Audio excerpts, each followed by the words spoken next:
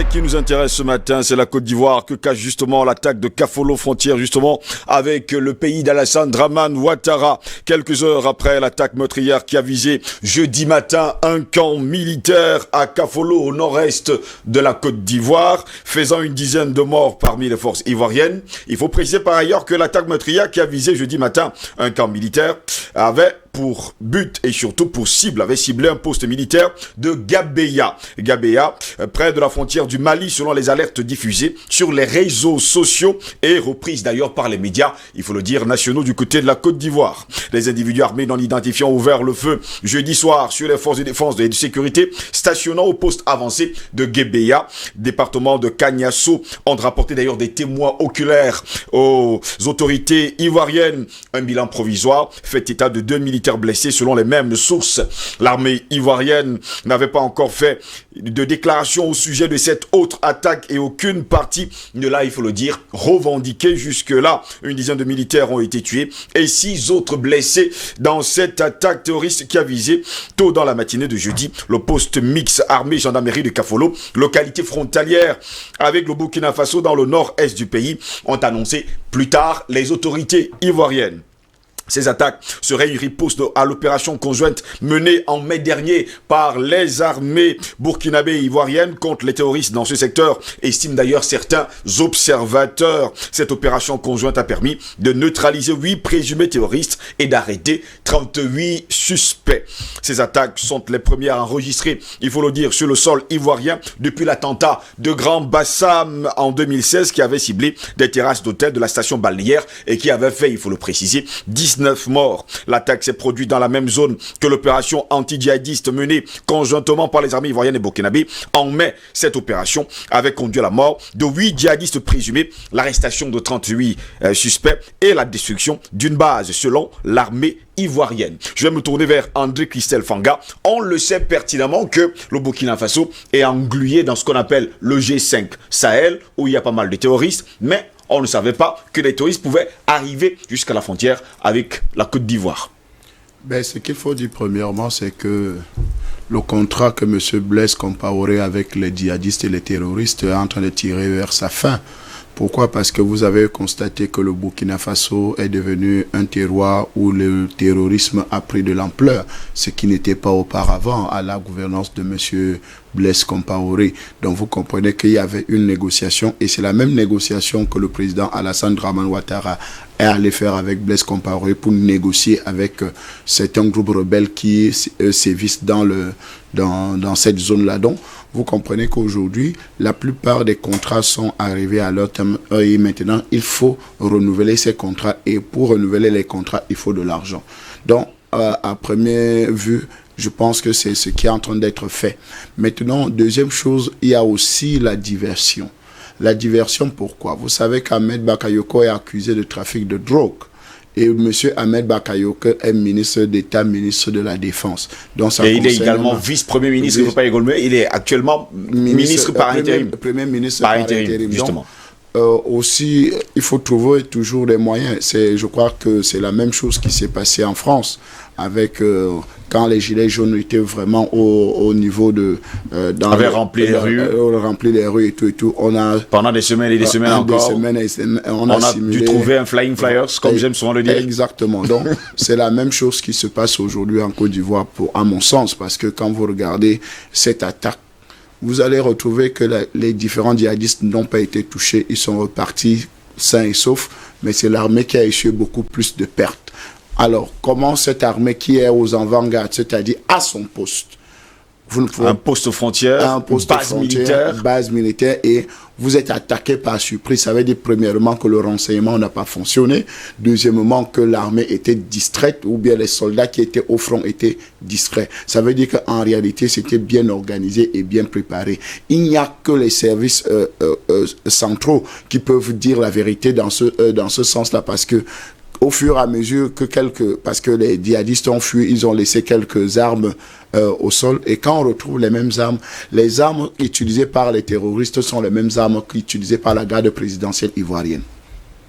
Ça, c'est la question. Allez fouiller, allez enquêter. Non, on est au courant, justement. Donc, vous comprenez qu'en réalité, on est dans une logique de vouloir diriger les Ivoiriens ailleurs ou bien la communication ailleurs pour oublier un peu les faits. Le cas de Ahmed Bakayoko. Le cas Ahmed Bakayoko, le cas où monsieur Alassane Dramane Ouattara veut un 3e mandat à la présidence ivoirienne. Donc, vous comprenez que tout est mis en jeu pour qu'on puisse distraire le peuple pour se concentrer sur autre chose que la vérité qui est en train de se passer même en Côte d'Ivoire.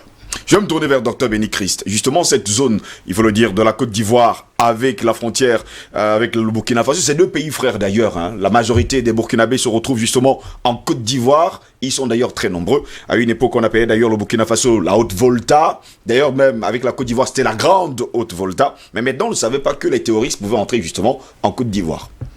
Oui, mais il faut d'abord remonter à la source. Déjà, nous présentons nos condoléances à toutes les familles, n'est-ce pas, éprouvées par ces genres d'attaques qui de plus en plus deviennent récurrentes, il faut le dire ainsi.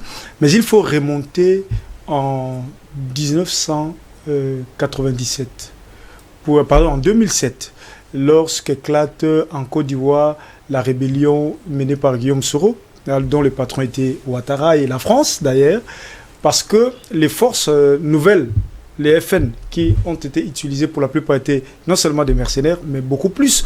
Ces troupes qui étaient rejetées par l'armée régulière, dirigée par Laurent Gbagbo, et qui s'est retrouvée dans le maquis, ou alors qui se sont regroupés pour former des groupes de pression armés, bien sûr, qu'on pourrait qualifier aujourd'hui ou assimiler aux terroristes.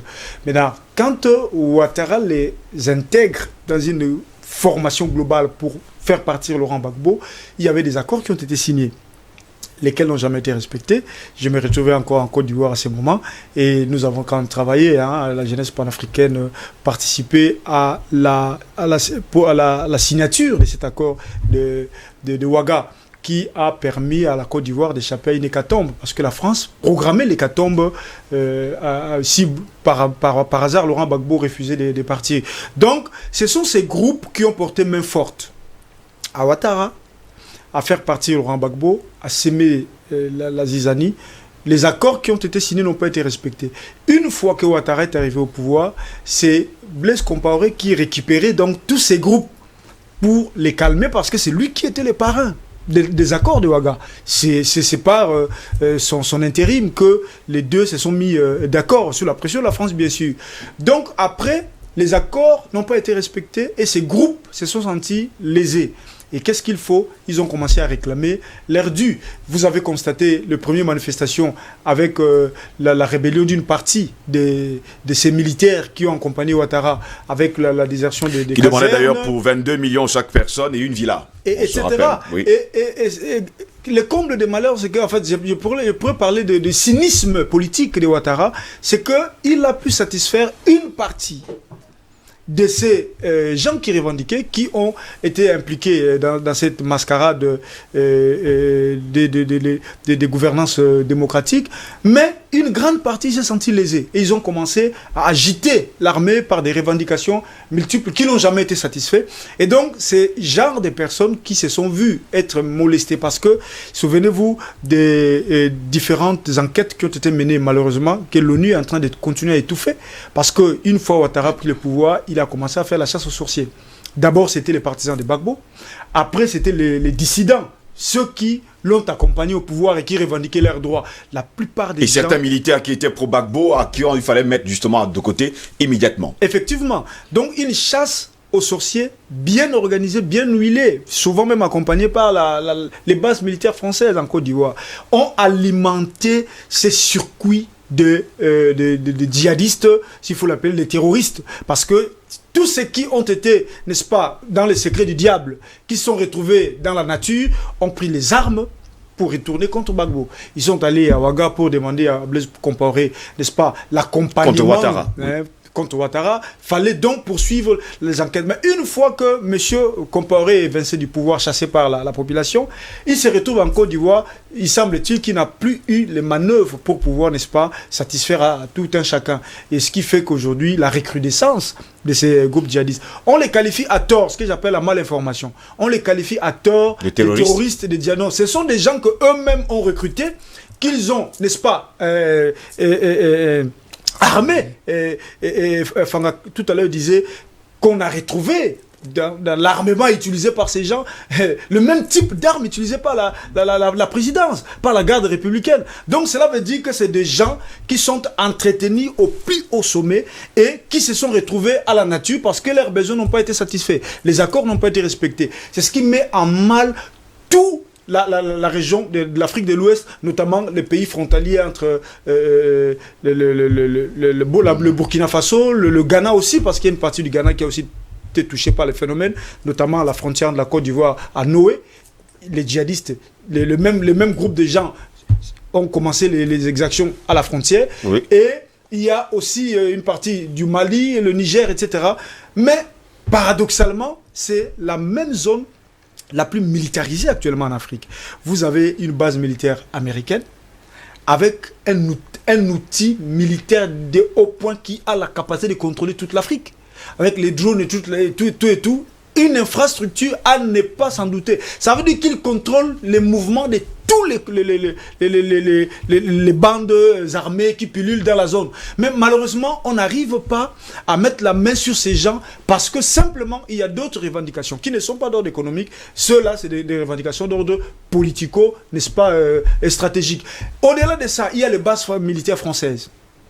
Récemment, hier ou avant-hier, il y a aussi plus de 40 militaires maliens qui ont succombé à ces mêmes attaques incontrôlées. Que font donc les grands contingents de l'ONU, l'armée française, les militaires détachés de la banque, de l'armée américaine? Et il faut le savoir en même temps, pour chuter là-dessus, que la plupart des armées utilisées en détachement dans les zones extérieures, dans les zones en conflit, ne sont pas des éléments de l'armée régulière. Ce sont des sociétés militaires privées, qu'on appelle les SMP. Ce sont les sociétés militaires privées qui travaillent. Et ces militaires, les sociétés militaires privées, quand ils sont détachés, pour la plupart des temps, utilisent les éléments locaux, parce qu'ils ne sont pas comptabilisés par l'armée régulière. C'est-à-dire on ne peut pas mettre la perte de ces éléments sur les comptes de l'armée régulière. Et ces armées... Il va falloir justement leur donner un nom, donc djihadistes, terroristes... Djihadistes, justement pour tromper l'opinion, pour dire que notre pays est attaqué, mais en réalité, ceux qui tentent d'apporter des solutions sont les créateurs de ces problèmes parce que simplement, ils ont utilisé l'outil de la terreur pour terroriser les populations, pour assouvir leurs intérêts politico-économiques qui seraient de renverser des régimes légaux, des régimes nationalistes qui étaient là pour servir le peuple, dont le régime de Gbagbo par exemple, le régime du colonel Muammar Kadhafi et les autres. Donc c'est un phénomène qu'il faut dénoncer, il faut arrêter d'imbéciliser les Africains, il faut dire aux hommes politiques que ce que vous avez alimenté, comme on dit un boomerang, quand ça revient contre vous, il faut avoir l'amabilité de dire, voici les éléments que nous avons entretenus, que nous n'avons pas respectés, dont les accords n'ont pas été respectés, qui reviennent pour mettre à mal nos structures. Il est temps de les mettre en place et de résoudre leurs problèmes. Albert Anatola, ici on est quand même un peu surpris quand on regarde la zone de l'Afrique de l'Ouest, la zone de l'Afrique centrale également. Il y a des bases militaires, il faut le dire occidentales, dans tous les coins et les recoins de l'Afrique, mais lorsqu'il y a terrorisme ou alors des attaques terroristes, on ne voit pas justement ces bases, ou alors ces militaires agir. La réponse se trouve dans votre question, Steve Joselangos. À titre de rappel, pour revenir à la thématique du jour, il y a quelques mois, le gouvernement ivoirien a acquis un armement lourd. Oui. Ça, tout le monde le sait. Il y a également quelques mois, le président Alassane Dramane Ouattara a engagé ce qu'ils ont appelé, c'était un nombre de réformes. À mon sens, c'était tout sorte de réformes, c'était un nombre d'actes politiques visant non seulement à fait sauter le verrou de la limitation des mandats présidentiels, notamment la révision constitutionnelle par ordonnance. Il a également engagé le peuple ivoirien à comprendre que désormais, pour être candidat à l'élection présidentielle, il y aura n'est-ce pas, le paradigme de parrainage. Il faudra désormais, c'est la commission électorale indépendante, ce sont les procès-verbaux de la commission électorale indépendante qui feront foi. Il y a et puis, notamment pour ce qui concerne particulièrement, n'est-ce pas, la continuité, n'est-ce pas, du pouvoir. Oui. À travers, il y a un certain nombre d'actes politiques qu'il a posés, ce qui n'est pas anodin. Et sur un plateau autre que le vôtre, j'ai eu à indiquer que l'élection présidentielle qui est annoncée en octobre risque d'être reportée. Ça risque d'être reporté parce que... Je pense que les autorités ivoiriennes avaient déjà tout prévu, hein. La continuité de l'Assemblée nationale, du Sénat, et sans oublier bien sûr la continuité du mandat du président de la République. Absolument. Donc ça c'est prévu justement parce que le scénario de ces attaques sur le sol ivoirien participe de ce que j'ai dit dans le cadre de ce plateau. C'est ce plateau-là à savoir que l'élection présidentielle de 2020 risque d'être reportée parce que M. Ouattara n'aura pas envie de partir. Il va créer des conditions telles que l'élection sera reportée pour qu'il continue justement de légitimer son pouvoir. Et dans ce contexte, il ne serait pas exclu qu'on ait des coups d'État bidons, c'est-à-dire ce que vous appelez souvent la théorie du complot. Il n'est pas exclu qu'on ait affaire à ce genre de scénario. Il n'est pas exclu qu'on ait affaire justement à ces attaques, c'est-à-dire que pour des raisons de sécurité nationale, qu'on repose l'élection, et nous en sommes là. Donc je pense que ce qui est en train de se passer en Côte d'Ivoire doit beaucoup plus être vu sur ce prisme-là, c'est-à-dire la manipulation de l'opinion. Il est tout à fait incompréhensible que du côté de la Côte d'Ivoire, vous avez une base française. Base militaire, précision faite. Hein. Quand on dit base, ça veut dire, quand on dit base, on ne dit pas de base militaire. Oui. Et vous savez que l'armée ivoirienne, dans sa majorité, est contrôlée par l'armée française. Oui. Ils utilisent la logistique de l'armée française. Ils utilisent la logistique de l'armée américaine. Donc, allez donc comprendre comment est-ce que une armée, un pays qui vient de se doter de nouveaux équipements militaires, fait l'objet d'une attaque terroriste. C'est tout sauf terroriste. Équipement militaire qui se retrouve entre les mains des terroristes, il faut bien préciser également. Non, ça c'est de deux. Maintenant, pour revenir à votre question, la plupart de ces bases militaires ne sont pas là pour assurer la sécurité des États où elles sont installées. Non, elles sont là pour contrôler les intérêts de leurs États. Elles sont là pour assurer la sécurité des ressources de leurs États. Elles sont là pour nous contrôler parce qu'ils ont également un rôle une mission d'espionnage. Ces bases militaires exercent des activités clandestines, ça on ne le dit pas. La plupart de ces bases exercent des activités clandestines, soit pour contrôler notre jeu, c'est-à-dire notre politique, notre système de sécurité. La preuve c'est que même dans le contexte camerounais, malheureusement notre sécurité est entre les mains de notre État. C'est ça, c'est lapidaire, le dit, mais c'est la vérité.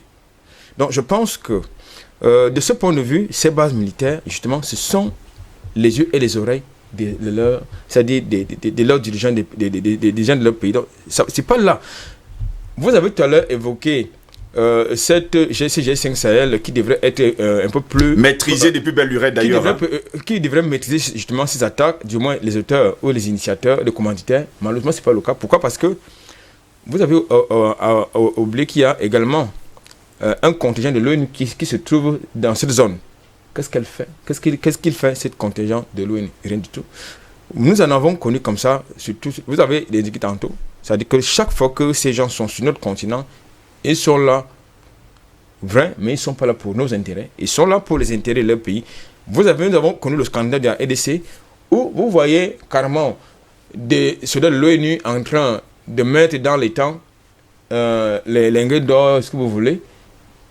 On a eu le cas également en Centrafrique. Vous avez vu, quelquefois, ils utilisent le matériel roulant des organisations humanitaires, entre guillemets, pour voler, n'est-ce pas, des ressources rares. Donc moi, je pense que c'est une aberration, en tout cas, que plus de 60 ans après les indépendances, entre guillemets, nous ne contrôlons pas notre propre sécurité, nous n'assurons pas notre propre sécurité, nous n'avons pas des armées, véritablement, peut-être, l'Afrique du Sud, le Nigeria et naturellement le Cameroun se dégagent un peu de ce mauvais tourbillon, mais nous n'avons pas malheureusement des armées professionnelles, j'ai dit autonomes, véritablement autonomes, qui puissent être capables d'assurer l'intégrité et surtout la sécurité territoriale de nos États.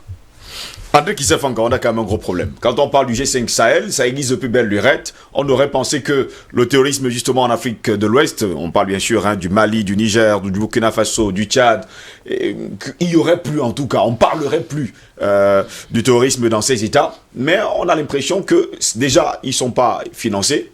Ce G5 Sahel n'est pas financé. Et en plus de ça, on a l'impression qu'on aime bien, ou alors on veut bien continuer à maintenir justement ces terroristes en place, parce que la loi est simple, diviser pour mieux régner. Vous avez répondu, diviser pour mieux régner, c'est tout, c'est ça l'objectif. Parce que vous allez retrouver que le plus grand terroriste de cette zone s'appelle Blaise Compaoré. C'est le parrain de toutes les rébellions qui ont eu lieu dans cette sous-région-là, que ce soit ou bien des groupes djihadistes. Parce que on rappelle aujourd'hui que Blaise Compaoré est déjà ambassadeur de Côte d'Ivoire. Alors... il est déjà ivoirien. Donc vous voyez quelqu'un qui a dirigé un pays voisin qui devient citoyen d'un... Qui doit être jugé, mais il n'est pas jugé. Donc vous comprenez toute la fausseté qui se cache derrière tout cet engrenage-là. Donc quand je dis Blaise Compaoré, le plus grand parrain de toutes les rébellions, de tous ces groupes-là, parce qu'en réalité, tous ces chefs d'État cotisaient de l'argent pour remettre à M. Blaise Compaoré, ou bien ceux qui aspiraient à être aux commandes de certains États dans cette sous-région-là. Oui. Nous prenons le cas le plus patent, c'est le cas de la Côte d'Ivoire. Vous savez que le Burkina Faso a été la base arrière de la rébellion en Côte d'Ivoire. Donc, tout s'est passé en Côte d'Ivoire, au Burkina Faso. Les gens ont été formés, les gens ont été recrutés et formés, et ils ont eu les moyens qu'il fallait. Et M. Blaise Compaoré, à chaque fois qu'il devait avoir une attaque, ces rebelles d'abord informaient Blaise Compaoré que bon, qu'est-ce qu'on fait? Parce que ce monsieur n'a pas payé, parce qu'en réalité, il y a les États de cette zone du G5 Sahel payent des rançons, payent des commissions, payent de l'argent à ces groupes rebelles-là, parce qu'en réalité, c'est les mêmes gens qui ont utilisé ces groupes rebelles, ou bien ces rebelles-là à un moment donné. Ce qu'on appelle le rebelle aujourd'hui, c'est parce qu'il y a ceux qui ne vivent que de ça, qui sont payés pour ça, des mercenaires qui ne sont que payés pour créer des rébellions, pour créer de désordre dans certains États. Donc, vous comprenez que ça a été très bien entretenu. Et aujourd'hui, vous ne pouvez pas nous dire que le G5 Sahel va faire quelque chose, alors que l'un des gars qui devait apporter beaucoup d'aide au G5 Sahel, ça devait être justement un certain Ouattara ou bien le Burkina Faso. Mais vous retrouvez que le Burkina Faso maintenant fait l'objet de beaucoup plus d'attaques djihadistes. Presque chaque semaine. Hein. Vous comprenez un peu pourquoi? Parce que le parrain n'est plus là. Le parrain a pris une autre. Le parrain, c'est-à-dire M. Blaise Compaoré. Et maintenant, Kaboré qui arrive, qui n'a pas assez de moyens, ou bien le Burkina qui n'a pas assez de débouchés. Non, Kaboré ne voudrait pas négocier avec les djihadistes, parce exactement. que M. Blaise Compaoré avait signé des accords avec des groupes djihadistes qui étaient payés pratiquement chaque mois pour éviter d'attaquer le Burkina Faso. Donc, voilà un peu comment les contrats se sont passés. Mais maintenant que Kaboré ne veut pas obéir, ou bien ne veut pas la continuité de ce clan de banditisme, donc on commence à l'attaquer et normalement. Maintenant, quand vous avez un G5 Sahel qui attend les financements plus tôt, parce que le G5 Sahel attend les financements justement de l'étranger. Alors qu'en réalité, les pays même du G5 Sahel peuvent mettre des moyens dans cette affaire. Mais comme on ne veut pas que ça soit une force autonome, parce que quand même nous avons vu l'armée du Tchad défendre... Justement, le Tchad a beaucoup perdu justement dans cette guerre. Nous avons vu l'armée du Tchad défendre certains États, se mettre au devant et finir même avec des terroristes dans certains pays de ce même G5 Sahel. Mais celui qui est venu prendre les lauriers, tous les récompenses, c'était la France. Donc, vous comprenez qu'en réalité, il y a un vrai terroriste dans ce G5 Sahel. C'est la France. C'est la France qui est le premier pays terroriste, ou bien qui a engagé des terroristes pour maintenir la zone dans l'insécurité. Parce qu'elle ne veut pas perdre le Mali, elle ne veut pas perdre la Côte d'Ivoire, elle ne veut pas perdre le Niger, elle ne veut pas perdre le Burkina Faso, elle ne veut pas perdre ces États-là qui sont dans cette zone-là. Donc, en réalité, la France est le vrai terroriste de cette zone. Et si la France, parce que vous vous étonnez comment, un seul instant, vous avez des drones, vous avez du matériel assez lourd dans ces bases militaires-là, et que personne ne voit quand les djihadistes arrivent. C'est toujours, on dit toujours dans nos quartiers, on voit toujours la fille que tu as ramenée à 2 h du matin. à l'heure elle est entrée et à l'heure qu'elle est sortie. Mais on ne voit jamais le bandit qui a cassé ta porte dans la nuit. Vous comprenez un peu? C'est-à-dire, on va toujours dire, ce gars, il a amené une fille, elle était brune, courte, géante. Vous comprenez un peu? Dans la nuit, à 2 heures du matin. Et elle est sortie à 4 heures, 5 heures ou 6 heures du matin. Mais, si on a cassé votre porte dans la nuit, personne n'a jamais rien vu. Donc, vous comprenez comment nous nous comportons. Donc, on est en face justement avec des gens qui ont tous les moyens de voir tout ce qui se passe, que ce soit le jour, que ce soit la nuit, mais qui ne voient jamais rien quand ça concerne les terroristes. Mais quand ça concerne autre chose, ils ont tout vu. C'est la même chose. Comment ils ont vu les attaques de Ngarbou au Cameroun? On a dit les images satellitaires ont vu comment l'armée est en train de massacrer les populations. Mais ils n'ont jamais vu comment les ambassonnés ont fait des attaques ou bien comment ils font pour atteindre les populations. Donc, vous comprenez qu'en réalité, aujourd'hui, il y a un parti pris de certains États. C'est pour ça que je dis, le premier terroriste dans cette zone du G5 Sahel, c'est la France. Parce qu'elle a au moins beaucoup de bases militaires dans cette zone. Elle a beaucoup... On croit même que le contingent de l'armée française qui se trouve dans cette zone est plus important que dans tous les autres pays. Parce que ils ont près de 5000 hommes au Mali, ils ont près de 3000 hommes en Côte d'Ivoire, ils ont près de... Donc, vous comprenez qu'en fait, c'est une zone militaire française. Si vous avez une zone de militaire français, ça veut dire que vous devez au moins, vous avez le matériel nécessaire pour essayer de regarder qui veut attaquer ou bien le service de renseignement. Parce que quand même, pour stopper les attaques djihadistes, c'est le service de renseignement. Donc, on est dans une logique où on sait, bon, on est dans la logique du... Tout le monde est au courant, mais personne ne veut rien faire. Ne veut rien faire. Alors, Anatola, ici, vous aviez une réaction justement à ce propos. Oui, tout à fait. Ce que je trouve personnellement paradoxal, c'est que dans le cas de la lutte contre le Covid-19, la plupart des pays de cette zone se sont engagés à débloquer pas moins d'une somme d'une enveloppe de 1000 milliards. Mais lorsqu'il faut financer la lutte contre le terrorisme dans la même zone, il n'y a pas d'argent. Je voudrais quand même qu'on m'explique ce que c'est là. Ça veut dire quelque chose qui ne tourne pas rond. Bien sûr. Ça veut dire que... Non, on va venir avec vous, Abéni, ne vous inquiétez pas. Non, ça veut dire qu'il y a quelque chose qui ne tourne pas rond. On a besoin de renforcer le contingent opérationnel, c'est-à-dire en ressources humaines. Oui. Aucune armée dans la zone n'a pas d'hommes pour soutenir la lutte de ce côté-là. Vous avez dans la zone les drones américains, vous avez une base américaine qui a des drones qui peuvent faire justement le balayage pour pouvoir identifier les sources des menaces. On ne fait jamais rien.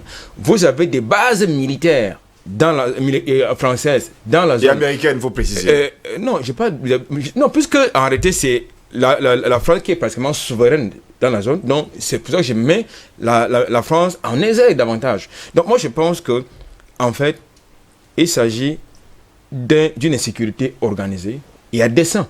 Vous avez un État qui exploite l'uranium du côté du Niger, il n'a pas intérêt, et notamment le groupe Areva, qui négocie même avec les terroristes, il faut le dire, pour ne pas être attaqué.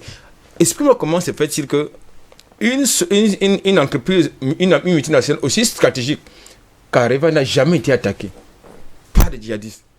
Comment ça s'explique? Mais dans toute la zone, il y a de l'insécurité partout.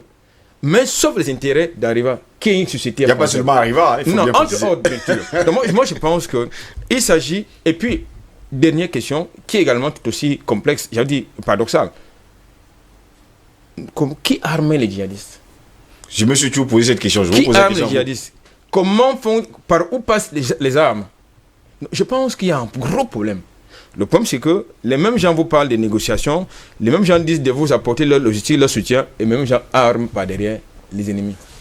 Docteur Bénéclis, on sait également que la zone frontalière dans le nord-est de la Côte d'Ivoire est déconseillée, il faut le dire, aux voyageurs. Et ça fait, il faut le dire, de très longues années. Et d'ailleurs, depuis 2019, les autorités ivoiriennes ont demandé que les voyageurs ne passent pas par la zone nord-est. La grande question, c'est pourquoi? Le pourquoi, justement, les pourquoi, c'est là où il y a toutes les questions qui vont émerger de ces nœuds. Qu'on pourrait dire mystérieux. Mais la vérité, c'est quoi? Déjà, l'instabilité de la zone vient de l'effritement du pouvoir de la Libye.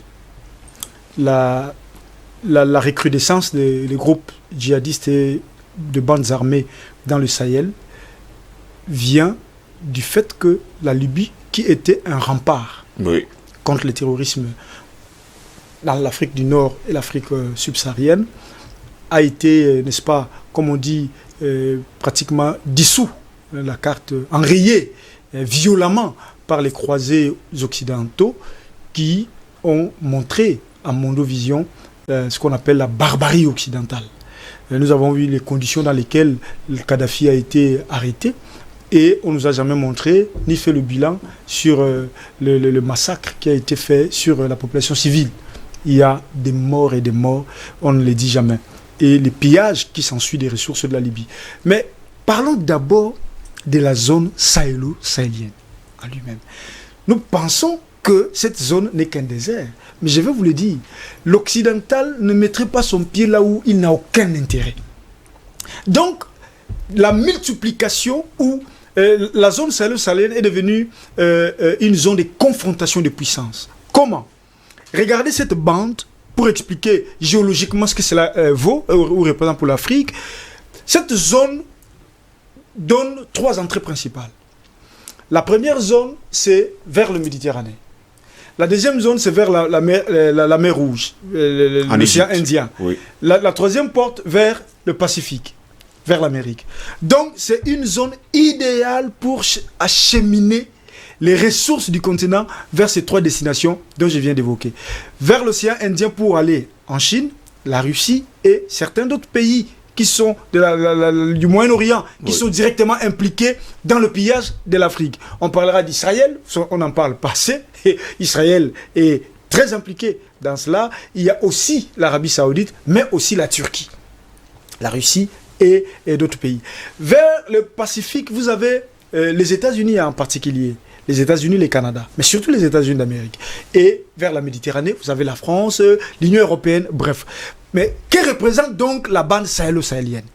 Alors, on pense que la bande sahélo-sahélienne, c'est un désert, simplement, mais c'est en même temps... Très riche en pétrole, il faut préciser par ailleurs, il faut que les gens le sachent. Une mine en énergie solaire. Parce que ça, on oublie. C'est d'abord une mine d'or en énergie solaire. Comprenez qu'aujourd'hui, nous sommes en train de vivre ce qu'on appelle une mutation énergétique. La mutation énergétique veut que nous puissions laver la planète des sources d'énergie polluantes, dont le nucléaire, etc., etc. Et cette transition-là fait que demain, on puisse investir beaucoup plus dans les solaires, dans l'éolienne, etc., etc., pour que cette transition puisse être bénéfique à la population. Mais donc, il faut aller chercher là où il y a plus d'énergie. Et la bande sahélo-sahélienne a déjà la première centrale énergétique en production de l'énergie solaire dans le monde. Cette zone-là, on produit de l'électricité malheureusement qui ne sert pas aux Africains. Quand vous sillonnez cette bande dans toutes ces régions qui sont connexes, qui forment même la région, c'est sous-électrifié. Il n'y a pas l'électricité. Mais par contre, les unités à l'intérieur des bases militaires, des grandes unités de production électrique, envoient l'électricité chez eux. Et s'en servent pour faire fonctionner leurs industries. Ça, c'est de 1.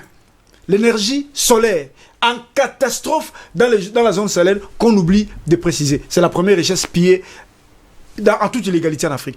Les deuxièmes ressources, alors parlons du sous-sol. Il n'y a pas seulement le pétrole. Il y a l'or, il y a le diamant, il y a l'uranium, il y a toutes sortes de minéraux qui contribuent, n'est-ce pas, à ce qu'on appelle l'industrie de pointe, hein, le nucléaire par exemple, etc., etc. Donc, ces gens-là ont trouvé en cette zone une mine à exploiter. Et pour mieux l'exploiter, il faut déstabiliser la région. Déstabiliser la région, c'est rendre cette zone-là inhabitée et infréquentable. C'est ça les raisons géopolitiques qui ont été mises sur la table pour permettre, n'est-ce pas, à ces puissances prédatrices de voler, de faire même base sur les richesses de l'Afrique sans qu'il y ait un contrôle.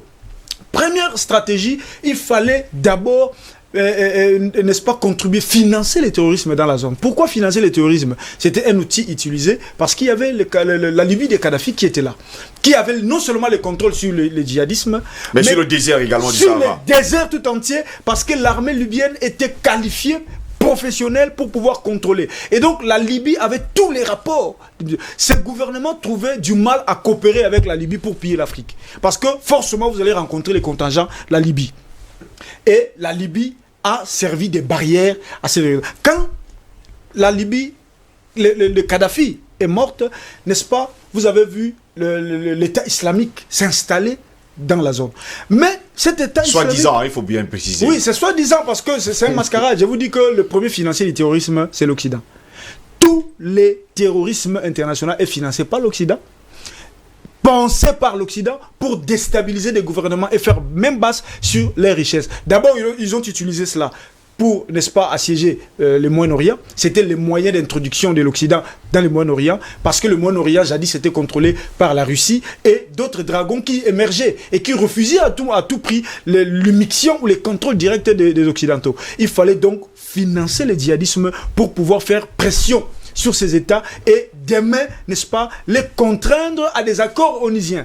Parce que quand le terrorisme accomplit sa mission de pression diplomatique, on va chercher une solution à l'onusienne. La solution onusienne, c'est pilonnée et pilotée par les puissances occidentales qui ont le droit de veto en majorité, donc les États-Unis, la France et l'Angleterre. Vient l'URSS et la Chine qui font le contrepoids.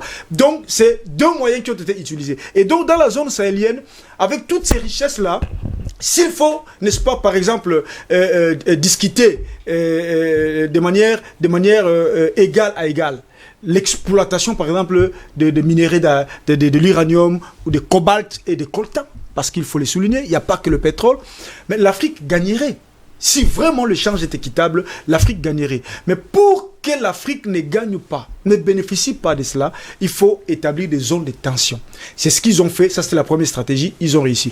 Maintenant, comment se fait-il que les États qui sont là n'arrivent pas à contrôler ces bandes? Mais effectivement, parce que ces bandes ne sont pas des phénomènes opportuns, des phénomènes fortuits. Ce sont des circuits qui sont alimentés par la France, par les États-Unis d'Amérique, par l'Angleterre, par généralement l'Occident. Mais la Chine s'est introduite, s'est invitée dans le jeu. Puisque la Chine a établi une base militaire à Djibouti, la Chine a besoin d'exploiter aussi les minéraux de cette zone et l'acheminer par l'océan Indien vers les destinations qui lui sont favorables. Les États-Unis exploitent ces minéraux pour les cheminer vers le Pacifique, l'introduire aux États-Unis. Et l'Occident, il fallait qu'il y ait un passoire, et ce passoire a été établi, c'est la Libye. À partir de là, on peut exploiter donc la zone sahélo-sahélienne et transporter les minéraux, les ressources de l'Afrique en toute illégalité. Maintenant, la problématique du financement de ce qu'on appelle le G5 Sahel, pourquoi ça tarde ou ça traîne? Mais simplement parce que, premièrement, ces États qui exploitent illégalement les ressources de l'Afrique n'ont pas besoin qu'il y ait une armée africaine autonome pour pouvoir contrôler leurs exactions. Souvenez-vous qu'il y a des photos et des images aujourd'hui qui attestent que l'armée française pratique l'exploitation non seulement pétrolière, mais aussi des gisements, des mines d'or, etc. au Mali. Dans le nord du Mali. Au nord du Mali. Oui. Voilà pourquoi aujourd'hui une partie de la rébellion Touareg n'était pas une rébellion financée par les Français. C'était une rébellion citoyenne qui s'est dit, mais attends, pourquoi est-ce que tous nos richesses sont en train d'être exploitées illégalement et l'armée malienne que nous avons ne nous protège pas, ne protège pas aussi nos intérêts et tout part en France. Cette branche a pris les armes, non pas contre l'État malien, mais surtout contre l'exploitation illégale des ressources de leurs terres. Parce que c'est leur zone qui est déstabilisée et ils ne contrôlent plus rien. On les accuse d'être à la manœuvre, mais en réalité, ce sont les armées françaises qui sont à la manœuvre de la déstabilisation. Donc ça, c'est un point de vue très... Il y a des preuves là-dessus. Il y a même un journaliste malien qui est mort pour avoir publié ces vérités. Donc, la rébellion qui a été utilisée dans le Sahel comme en Afrique est financée par l'Occident pour déstabiliser l'Afrique afin de faire même basse sur les ressources du sol et du sol. Malheureusement, ce qui a dénoncé, c'est la naïveté de l'élite politique africaine. Connaissant le double jeu des partenaires soi-disant historiques avec lesquels nous traitons. Nous savons qu'ils ne travaillent pas pour nos intérêts, mais nous continuons malgré cela à subir leur parrainage forcé et obligé, parce que la France dira par exemple au président malien, si tu n'acceptes pas notre parrainage, eh ben, il y a un coup d'État, tu veux te balayer. Oui. Et donc ces gens ont une arme à la tête et négocient. Ils vous font miroiter que tout va bien et l'armée fait des efforts, mais en réalité, ils font tout pour que ces pays-là ne puissent pas avoir des armées autonomes capables de défendre leur pays. Albert Anatole, ici on est quand même un peu surpris lorsque le Covid-19 a commencé, vous l'avez d'ailleurs souligné tout à l'heure, eh ben, ces États ont voté des budgets de milliards de francs CFA. Mais lorsqu'il faut justement prendre le temps de financer les armées contre le terrorisme, là l'argent manque à l'appel. Et d'ailleurs Béni qui nous a fait savoir d'ailleurs que quelque part, toute la zone sahélo-sahélienne en Afrique de l'Ouest, il faut le dire, est infréquentable. Il a oublié un fait historique qui est majeur, notamment les accords de l'OCRS qui ont été signés entre Houphouët-Boigny et la France. Ça, il faut l'oublier pour la gestion de la zone sahélo-sahélienne. Oui. Parce que c'était un fait historique majeur qui, justement, parce que dans une déclaration en son temps, M. Houphouët-Boigny n'était pas francophile, comme nous le savons, avait, à mon sens, signé des accords en faveur de la métropole, comme il l'appelle, c'est-à-dire que c'est la métropole qui devait exploiter le sous-sol, n'est-ce pas, de la zone sahélo-sahélienne. Ce qui suppose donc que pas de la zone sahélo-sahélienne, c'était la partie ivoirienne du Nord. Parce que la zone sahélo-sahélienne introduit les Malawi, introduit le Mali, le Niger et tout. Mais il avait signé ces accords en fonction de la zone qui revient à la Côte d'Ivoire exclusivement. Malheureusement, donc justement, comme dans tous accords, il y a aussi des violations possibles, eh bien, ces accords ont été passibles de violation et on se retrouve donc avec plusieurs charognards qui autour de la charogne. C'était un fait historique qu'il fallait relever. Donc, ces puissants occidentaux ne se sont pas invités, par hasard. Il y a eu des négociations. Il y a des accords. Suivi des accords entre le francophile, Houphouët-Boigny et la métropole. Ceci étant dit, vous savez, il y a des déclarations politiciennes. C'est-à-dire, comme il le relevait, vous avez des États, notamment le Mali, dont le président notamment Ibrahim Boubacar Keïta, estime que le Mali reste une digue dans le cadre de la lutte contre le djihadisme. Il faut donc justement soutenir le Mali dans cette lutte. Est-ce que le Mali, est-ce que son appel a été entendu par, n'est-ce pas, ses compères, n'est-ce pas, de la sous-région, oui. Du tout.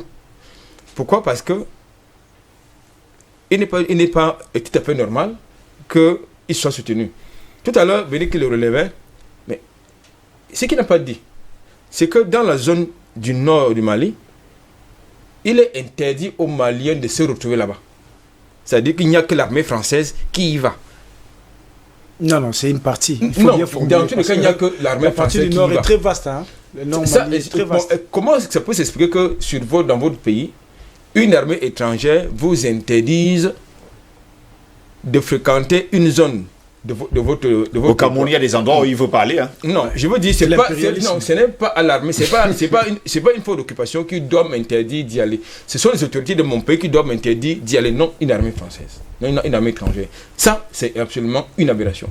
Je pense donc qu'il s'agit c'était donc des budgets politiciens. Je pense que dans le cadre de la mise en œuvre du G5 Sahel, il faut, je crois, environ 200 ou 550 milliards d'euros. Mais vous avez donc au moins 4 États qui sont confrontés au djihadisme, qui ont annoncé, qui mettaient sur la table 1000 milliards de francs CFA dans le cadre de la lutte contre le Covid. Bon, alors, ça veut dire qu'il y a un problème. Si vous arrivez à débloquer 1000 milliards de francs CFA, et que vous ne parvenez pas à financer la sécurité, pas seulement de manière circonstancielle ou ponctuelle. C'est-à-dire, lorsqu'on parle de la sécurité, cela suppose d'abord la formation de votre armée, c'est-à-dire une armée professionnelle, une armée opérationnelle, équipée, n'est-ce pas, d'un armement de pointe. C'est ce que cela suppose. Maintenant, vous avez donc des intelligences, c'est-à-dire, vous avez des moyens de renseignement pointus. Ça veut dire que si vous ne pouvez pas le faire, ça veut dire qu'il y a un gros problème. Et le gros problème, c'est que nous avons eu affaire à des annonces politiciennes dans le cadre de la lutte contre le Covid-19. Maintenant, donc, le problème, c'est que la position et de la France, et des États-Unis, de la Chine Et la Russie, de manière accessoire, n'est pas là pour régler le problème. Bien évidemment, cette présence est là justement pour créer davantage de problèmes, qu'on ne s'y trompe pas. Et bien finalement, André Kisefanga, les problèmes, il y en aura toujours sur le continent africain parce qu'on n'a pas besoin de les résoudre. C'est le cas par exemple quand on voit la Côte d'Ivoire qui vit, il faut le dire, depuis des décennies dans la souffrance, des morts on en compte par milliers, mais continue toujours de connaître des morts, comme ce fut le cas encore jeudi dernier avec cette attaque justement à Kafolo. Quand vous avez un djihadiste à la tête d'un État, vous vous attendez à quoi? Quand vous avez des criminels à la tête des États, vous vous attendez à quoi? Il ne va qu'utiliser les armes qu'il connaît. Vous n'allez pas demander à la poule de changer sa façon de picorer. Donc, il ne sait que faire ça. Il ne sait que créer le désordre. Donc, vous avez un État qui a été conçu dans le désordre. C'est-à-dire l'État actuel dirigé par M. Alassane Dramane Ouattara a été conçu dans le désordre. Ce n'est que normal que le désordre puisse continuer. Et comme c'est une stratégie pour lui pour demeurer au pouvoir, parce qu'en réalité, on est dans la stratégie du pompier pyromane. Donc, on allume le feu et on dit non, on va venir éteindre. Alors qu'en réalité, c'est nous-mêmes qui avons allumé ce feu-là. Donc, vous comprenez qu'aujourd'hui, tout est mis en place pour que le système qui gouverne la Côte d'Ivoire aujourd'hui puisse demeurer au pouvoir. C'est-à-dire Ahmed Bakayoko et son complice, M. Alassane Dramane Ouattara, comme ils ont déjà réussi à écarter Guillaume Kimbafori Soro Guillaume. Ne soyez même pas surpris qu'on mette ces attaques-là sur la tête de Guillaume Soro. Pour dire que c'est lui peut-être qui a encore organisé ces hommes pour faire une rébellion. Ou bien arriver à un coup d'État comme on fabriqué de toutes pièces. Ou bien on a des pourrait également accuser Laurent Gbagbo. Ça, c'est toujours une possibilité. Donc, vous comprenez que tout est mis en place pour dire que non, tout ça, c'est parce que, oui, les gens sont mécontents de l'arrivée, ou comme le président Laurent Gbagbo doit rentrer en Côte d'Ivoire, ou bien le ministre Charles Blé Goudé. Donc, vous comprenez que des scénarios comme ça sont envisagés, où on va faire on va envoyer des jeunes cassés quelque part, et on va dire non, vraiment, ces jeunes-là, ces rebelles-là, et tout, pour empêcher que le président Laurent Gbagbo ne rentre en Côte d'Ivoire. Donc, vous comprenez que Monsieur Blaise Compaoré, qui est l'ami de Monsieur Ouattara, le frère, parce que l'ami c'est même qui est le frère, parce que tous sont des Burkinabés, se sont accaparés d'un pays qu'on appelle la Côte d'Ivoire. Tous sont devenus subitement ivoiriens. Dieu merci, on ne refuse pas que c'est des Africains. Nous sommes des Africains, oui. Que des Africains, mais leur activité, c'est ça le problème. L'activité de nourrir le djihadisme et de créer des zones de tension. Parce que ça soit des rebelles qui sont au Mali, que ça soit des rebelles qui sont au Burkina Faso, qui sont partout, ont été entretenus pendant des années. Parce que quand même entretenir une rébellion pendant 10 ans, ce n'est pas donné.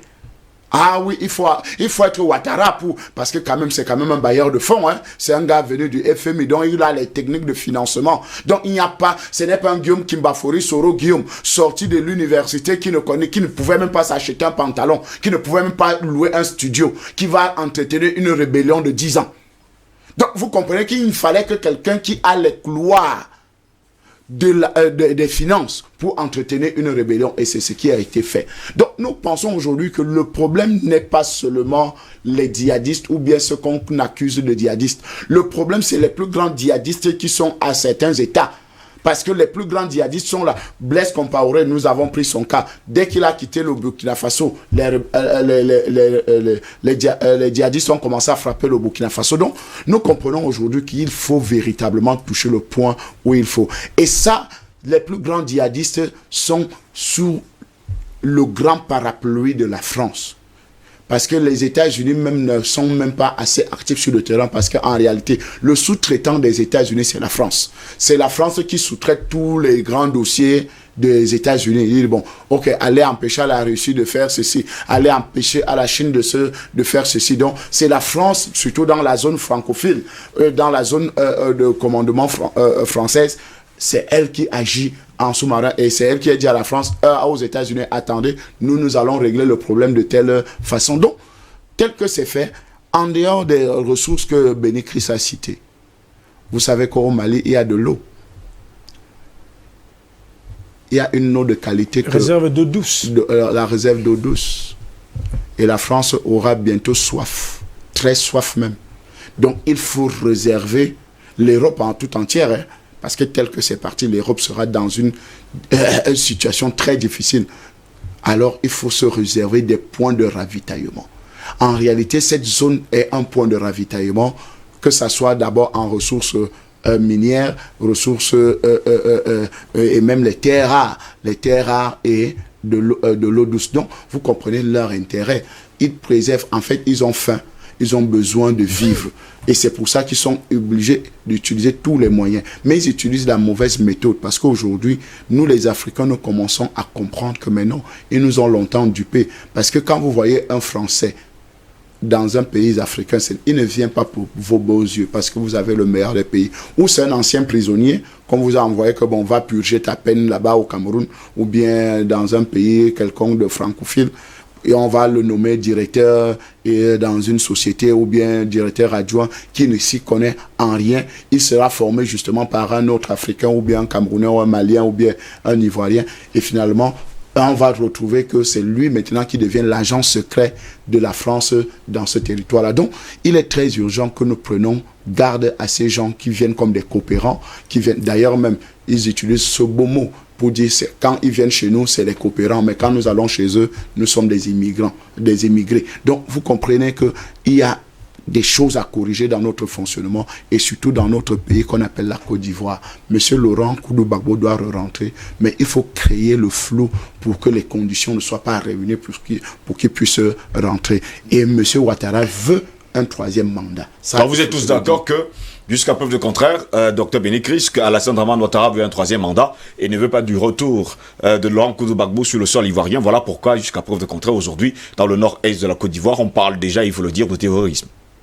Bon, ce qu'il faut déjà préciser ici, que vaille que vaille, M. Ouattara a tout intérêt à rester aux affaires.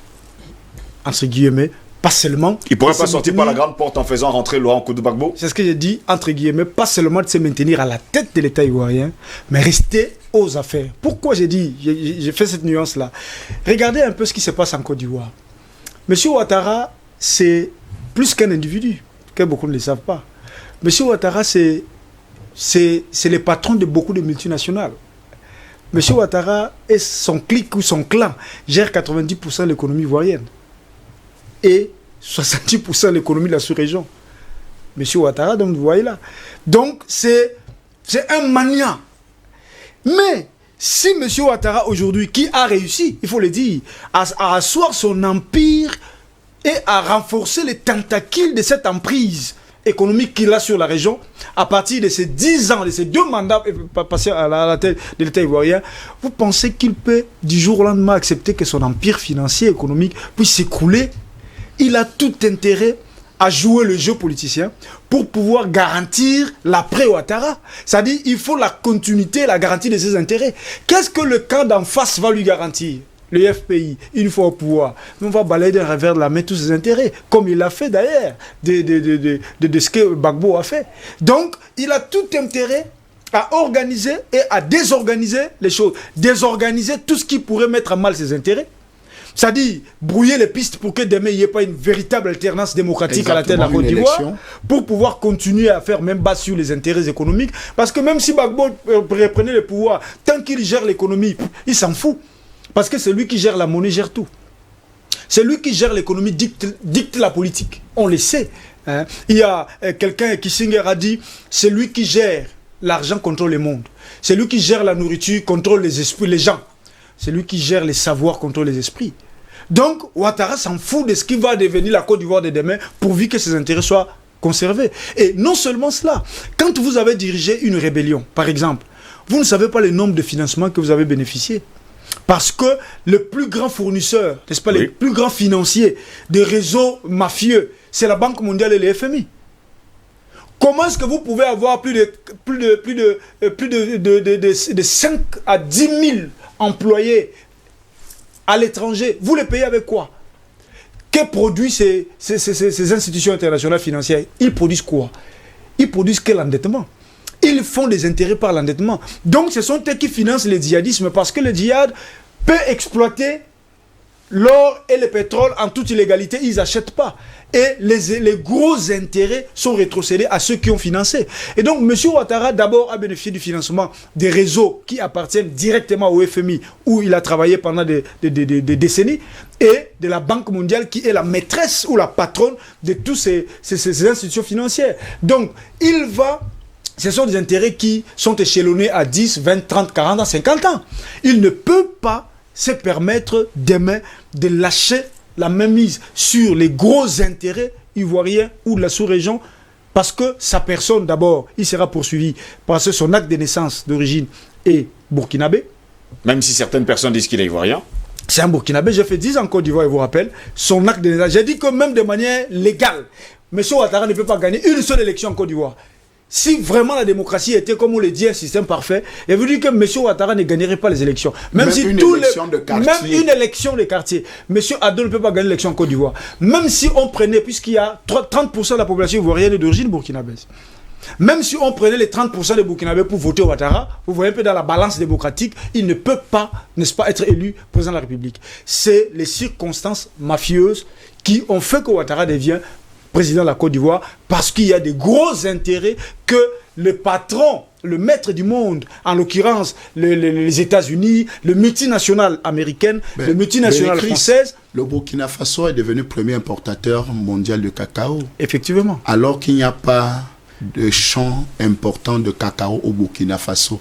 Grâce à qui? Grâce aux fils de Ouattara, voilà, de Dominique Ouattara, voilà, qui ont acheté, d'abord où est venu l'argent pour acheter d'abord à vil prix, et maintenant ce que la rébellion a taxé, parce que vous savez le système de taxage, vous êtes né dans les quartiers difficiles, quand les grands vous taxent.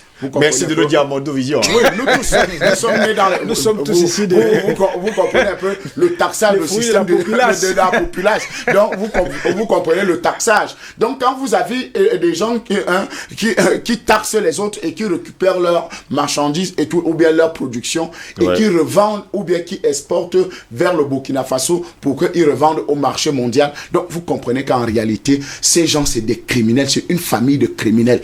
Le père criminel, Madame Dominique Ouattara criminel, le fils criminel. Donc, c'est des gens qui n'ont pas de foi aux yeux par rapport à leurs intérêts. Vous comprenez un peu? C'est des gens qui ont constitué une industrie du crime pour dire que nous allons nous enrichir. Même après 20 ans, 50 ans, on continuera à parler des affaires de M. Ouattara ou bien de leur économie. Donc, c'était juste pour mettre de l'eau dans votre moulin. Oui, et pour chuter d'ailleurs, pour chuter. Je vais même faire un parallèle entre le Burkina Faso et le Rwanda. Regardez un peu ce que Christelle venait de dire. Le Burkina Faso, j'y étais 2 fois. Je vous dis que les fruits, quand tu manges un fruit au Burkina Faso, c'est sec, il n'y a même pas le jus. C'est un pays sahélien. Comment est-ce que vous pouvez avoir des hectares et des hectares de cacao et devenir producteur mondial, n'est-ce pas, en cette matière? Prenez le Rwanda, le premier producteur maintenant mondial de coltan. Il n'y a aucun coltan sur le sol rwandais. Pourquoi? Parce que le coltan vient de la RDC. La déstabilisation de la RDC permet au Rwanda de devenir le marché mondial du coltan. C'est ce qui se passe au Burkina Faso. Les drames, c'est que le Burkina Faso a réussi non seulement à faire même basse sur le plan économique, n'est-ce pas, mais à prendre même en otage le pouvoir politique ivoirien. Parce que celui qui gouverne la Côte d'Ivoire, c'est un Rwandais, un Burkinabé, qu'on le veuille ou non, et un autre Burkinabé qui est l'assassin, non présumé, mais direct de Sankara, c'est-à-dire du nationalisme et même du panafricanisme, dans ses expressions les plus authentiques que fit Thomas Sankara. Monsieur Blaise Compaoré a un asile, n'est-ce pas? Un asile doré, ça il faut le dire. En Côte d'Ivoire, il a eu la nationalité. Il est nommé d'ailleurs ambassadeur, alors que dans son pays, il y a des dossiers lourds qui pèsent contre lui. D'ailleurs, c'est la cause pour laquelle le terrorisme frappe aujourd'hui le Burkina. Parce qu'il y a une instruction contre les poursuites sur sa personne. Il doit répondre à la justice de la mort de Thomas Sankara, mais il doit aussi répondre de l'assassinat de plusieurs Burkinabés lors du soulèvement qui l'a amené, n'est-ce pas, à la démission, à la fuite. Et il est protégé par M. Ouattara, qui se dit démocrate, mais qui protège un criminel des droits communs, un criminel qui a assassiné un panafricaniste de renom, et qui lui donne la nationalité et l'asile contre l'avis des Ivoiriens, il faut se poser des questions. Quel genre de démocratie avons-nous en Afrique et quel genre d'élite politique nous avons lorsqu'on sait que l'ONU, je ne parle pas même de bandes françaises, tout parce qu'ils viennent pour les intérêts, mais l'Organisation des Nations Unies, quel jeu joue cette organisation en Côte d'Ivoire? Prenez d'abord un fait pour chuter rapidement. Lorsque les élections, Gbagbo réclamait le recomptage de voix. J'étais encore en train de revoir la vidéo où une grande chaîne de Euronews posait des questions à vous voulez la guerre civile? Gbagbo a dit clairement, je n'ai pas besoin de la guerre. Celui qui veut la guerre, c'est celui qui a les camps d'en face. Moi, je veux qu'on recompte le voix. Nous voulons rétrocéder tout le voix à une commission internationale, recompter le voix, dites à Mondovision qui a gagné les élections. Mais je vous dis que pour la première fois, l'Organisation des Nations Unies a non seulement confisqué toutes les données de ces élections, mais brûlé les votes des Ivoiriens. Une organisation censée être, n'est-ce pas, l'arbitre de contentieux et neutre a brûlé, il y a des preuves, brûlé toutes les données des élections pour qu'il n'y ait pas recomptage. L'ONU l'a fait pour protéger M. Ouattara. Que fait l'ONU au Congo, chez moi? 20 000 casques bleus contre des bandes isolées de 1000 personnes, qui continuent de piller, de massacrer des villages entiers. On ne vous le dit pas. Il n'y a aucun peuple sur la terre jusqu'à aujourd'hui. Les génocides rwandais ne comptent pas les génocides congolais. Les Congolais aujourd'hui, toute la population... C'est des millions de morts. Des millions de morts, on n'en parle pas. Et l'ONU est au Congo. Ça fait un super État dans un État fragilisé. Un pays qui a 80 millions de terres érables, qui peut nourrir 2 milliards d'individus sur la terre, mais les Congolais peinent à vivre avec $1 par jour. Et vous dites aux Congolais, mais comment votre pays exporte tout? Mais les Congolais n'exportent rien, puisqu'ils ne produisent rien. Vous avez fait de la RDC une somalisation accélérée pour que, puisque la RDC, avec le Cameroun, j'ai dit le cœur de l'Afrique. Si vous laissez à ces pays-là de se mettre debout, mais l'Occident n'existe plus. Puisque nous pouvons nourrir 2 milliards d'individus sur la terre. Si vous ajoutez le Cameroun, vous ajoutez la Centrafrique, regarde ce que l'ONU fait en Centrafrique. Ces pays-là, mais ingouvernables. Le président Touadéra gouverne juste une partie. Comme à Kinshasa, le président congolais ne gère que Kinshasa. Et le reste des territoires, vous dites que c'est des villes comme... Mais en réalité, tous les pouvoirs économiques et politiques sont gérés par les multinationales ou alors directement par l'ONU. C'est ce qu'ils font en Afrique centrale, en Afrique de l'Ouest. Aucun pays de l'Afrique de l'Ouest n'a la souveraineté. Vous avez vu l'incident de la fois passée.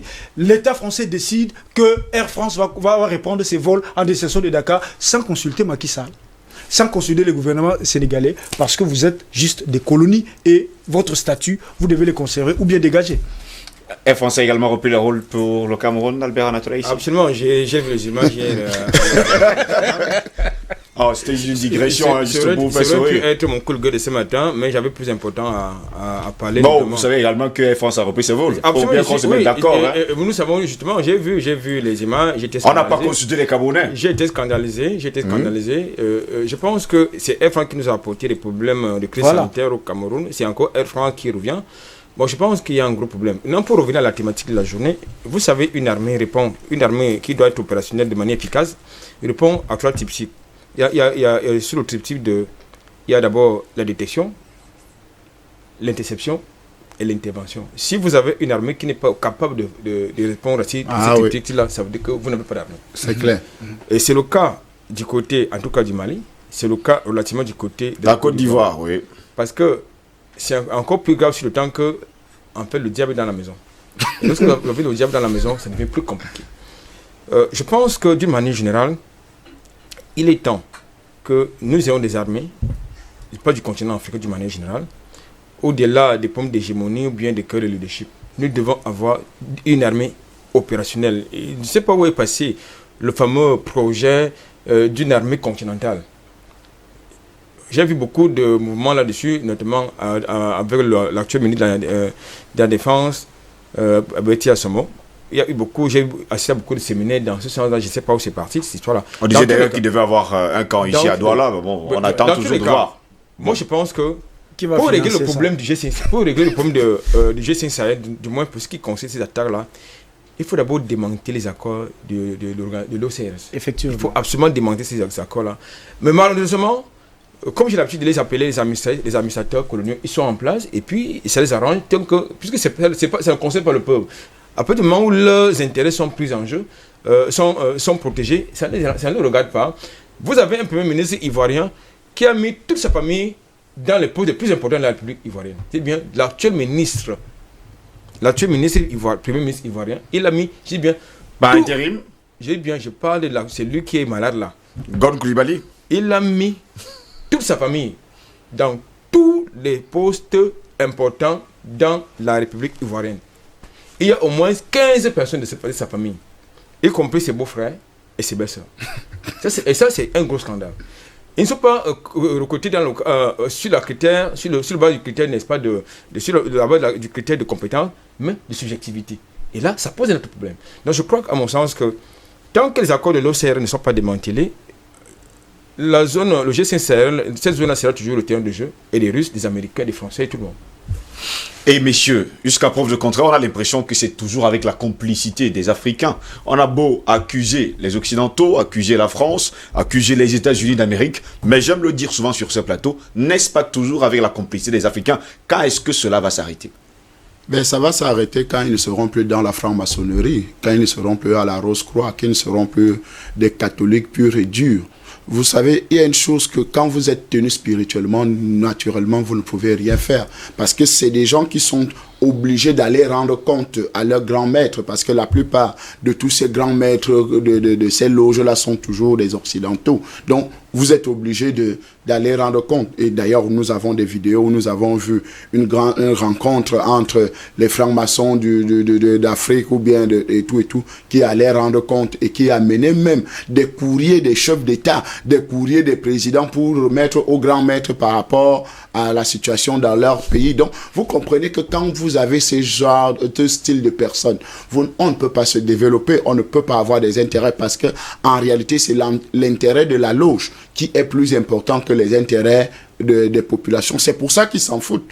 Ils s'en foutent de vous. On peut vous massacrer comme on veut. On peut vous envoyer, d'ailleurs, que nous en recevons des menaces tous les jours. On vous a déjà localisé. On sait où on peut vous trouver. Vous pouvez disparaître dans quelques... Mais vous faites disparaître quelqu'un comme moi. Ça ne me...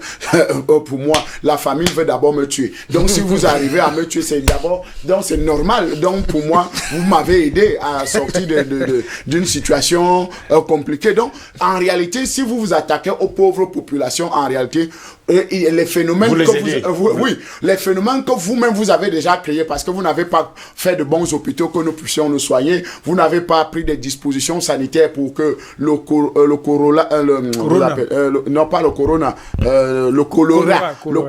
nous tue pas parce que l'eau, vous ne nous avez pas donné en provision. À ici se plaint de l'électricité tout à l'heure. Donc, vous voyez que quand on coupe l'électricité comme ça, c'est normal qu'un petit voyou du quartier puisse arriver dans la maison dans le noir. Donc, on favorise l'insécurité, on favorise la famine, on favorise tout. Pourquoi? Parce qu'on s'en fout de vous. Parce que aussi longtemps qu'on a versé les cotisations à la loge, c'est suffisant. En fait, on porte le budget, on porte l'argent de nos impôts pour aller verser chez les grands maîtres, chez les grands gourous. Donc, vous comprenez que nous sommes déjà morts.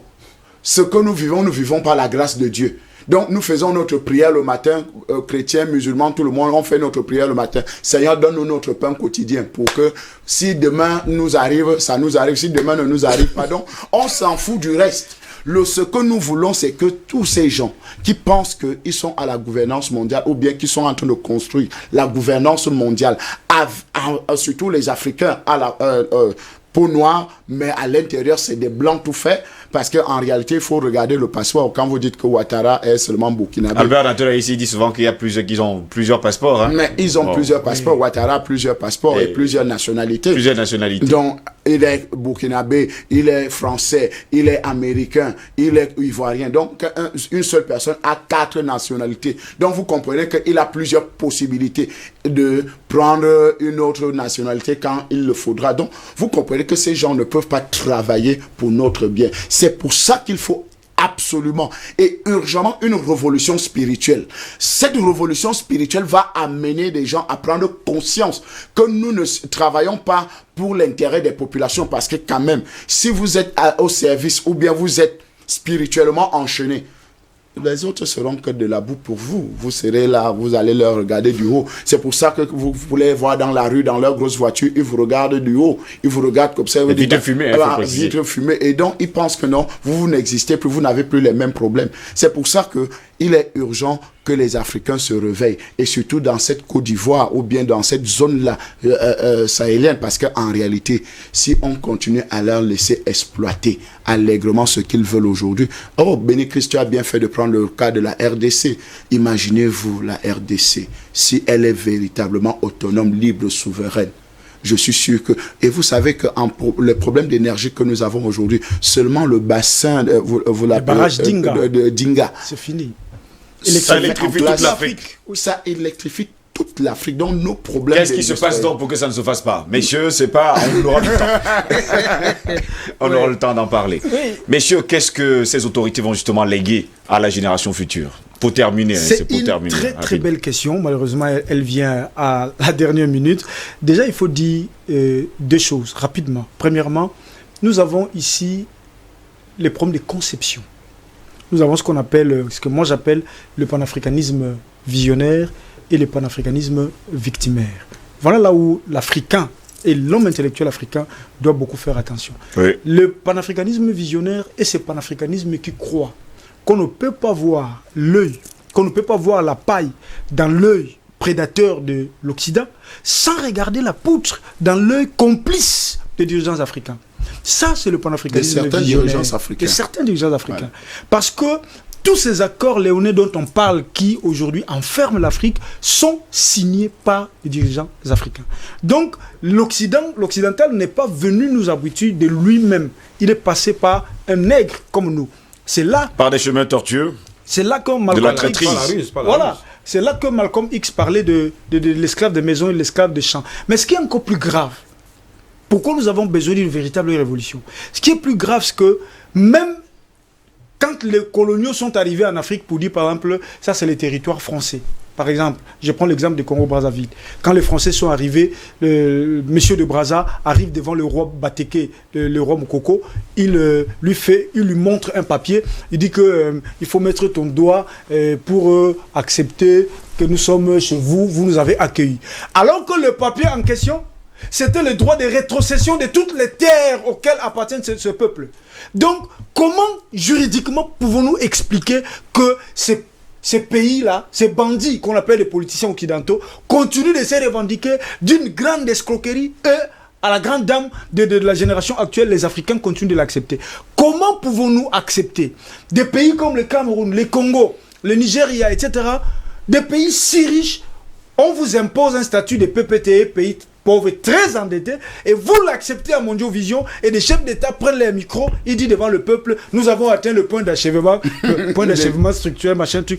Vous voyez, c'est ce qu'on appelle l'abrutissement. Donc, Steve, pour chuter, tant que nous avons en face de nous une élite si abrutie, rassurez-vous, ils ne feront rien pour le peuple qu'ils gouvernent.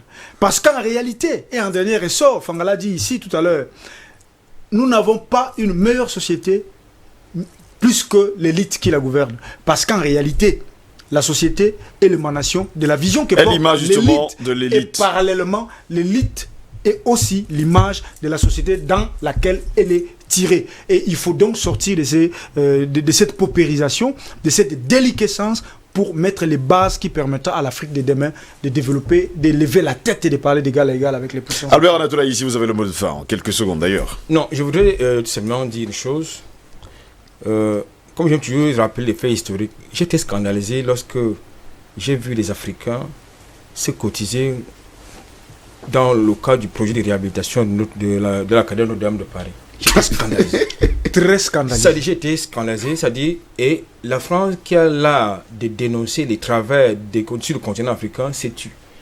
Alors que sur le continent africain, nous avons des problèmes plus importants que la réflexion d'un patrimoine français. Qu'est-ce que j'ai à foutre de cette histoire de donner mon argent pour la réflexion d'un patrimoine français? Alors que je n'ai pas d'eau chez moi, je n'ai pas d'électricité chez moi, je n'ai pas d'hôpital, je n'ai pas d'école.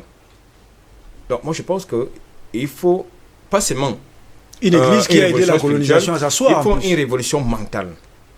Il faut une révolution mentale. Deuxième chose que je voudrais indiquer, c'est quoi? C'est que il faut qu'on évite le larbinisme. Nous avons un problème avec le larbinisme de certains de nos dirigeants. C'est-à-dire, il y en a qui pensent qu'ils ne sont plus africains. Ils sont africains parce qu'ils ont des privilèges, mais en réalité, ils ne sont plus africains. Ils roulent pour les Occidentaux. La preuve, ils ont, comme j'ai l'habitude de le dire, ils ont plusieurs passeports, c'est-à-dire plusieurs nationalités. La troisième chose, et je crois que le panafricanisme, c'est la voie, mais il faut que nous ayons des dirigeants éclairés. Parce qu'il faut que nous ayons des dirigeants éclairés pour éviter des gens qui sont panafricanisme le jour, mais la nuit, ils sont... Les sorciers? Non, pas les sorciers. ils sont des capitalistes. Parce qu'un panafricaniste n'est pas forcément un capitaliste. Messieurs, je vous dis merci d'avoir été là ce matin. André Christophe Anga, merci d'avoir été là ce matin. Yahya Boni a pleuré à chaudes larmes à Paris pour Charlie Hebdo. Il n'était pas le seul. Hein. Mais non, je prends le seul cas pour que nous comprenions la gravité de la chose. Merci beaucoup. Docteur Bénédicte, merci également d'avoir été là ce matin. Albert Anatole Izi, merci également d'avoir été là ce matin. Monsieur le rendez-vous est pris pour demain, pour d'autres débats, ça il faut le dire, pour un autre sujet d'ailleurs. Mesdames, messieurs, c'est ici que s'achève cette édition de DBS Matin. Au plaisir de vous retrouver demain pour une nouvelle édition. N'oubliez surtout pas, l'homme qui considère sa vie comme dénué de sens n'est pas tout simplement malheureux, il n'est pas tout bonnement fait pour la vie. À demain, esprit à Dieu, au revoir.